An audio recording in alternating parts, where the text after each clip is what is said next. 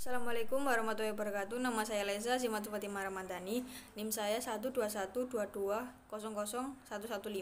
Saya di sini akan mereview singkat tentang chapter 2 yang berjudul Perspektif Teoritis Hubungan Bisnis, Penjelasan dan Konfigurasi.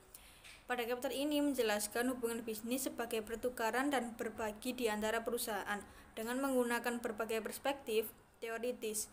Pendekatan terhadap pemasaran di dalam hubungan bisnis bersifat beragam, menciptakan kesadaran akan pentingnya berbagai perspektif teoritis. Yang kedua ada pendekatan perilaku. Pendekatan perilaku dalam penelitian hubungan bisnis menguraikan bahwa perilaku pelanggan dipengaruhi oleh penguatan manfaat, minat untuk mengurangi resiko, dan upaya menjaga keseimbangan. Teori pembelajaran menekankan penguatan perilaku bermanfaat. Yang ketiga ada skema penjelasan psikologi sosial.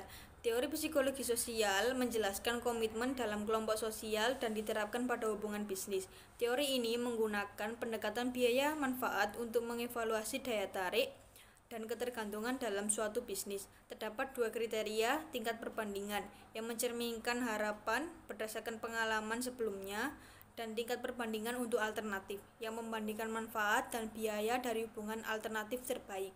Yang keempat ada indikator ekonomi, biaya peralihan, dan nilai hubungan.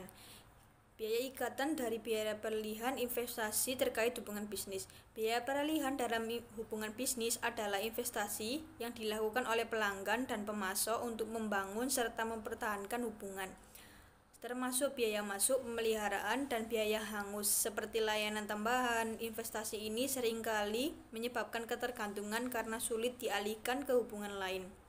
Teori biaya transaksi Wilson, investasi spesifik seperti lokasi, aset, pengetahuan dapat menciptakan ketergantungan atau lock-in dan mengubah situasi pasar menjadi monopoli, mengurangi persaingan meskipun memperkuat loyalitas dan meningkatkan efisiensi. Hal ini juga membawa risiko monopoli yang membatasi fleksibilitas negosiasi.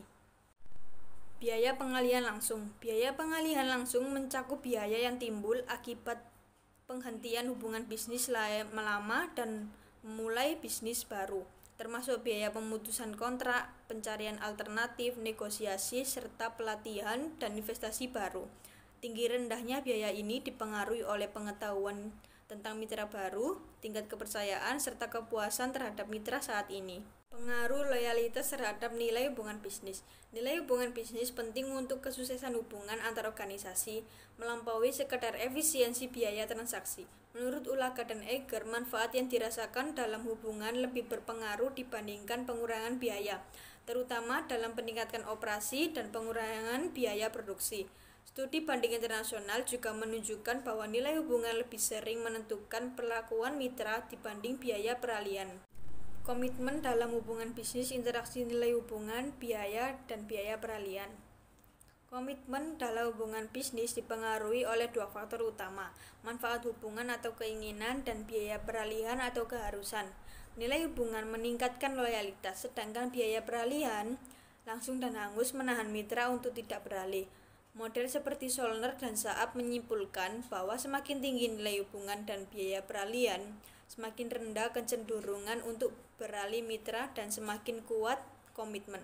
Untuk manajemen hubungan yang sukses, perlu meningkatkan nilai bagi mitra atau menaikkan biaya peralihan agar tetap terikat. Yang kelima ada atribut ekonomi lainnya dari hubungan bisnis. Atribut struktural hubungan bisnis. Ketergantungan dalam hubungan bisnis bergantung pada apakah komitmen antara pemasok dan pelanggan seimbang atau tidak. Ketergantungan asimetris di mana hanya satu pihak yang melakukan investasi besar seringkali dianggap negatif. Sebaliknya, ketergantungan yang seimbang lebih dapat diterima karena risiko distribusi yang lebih merata.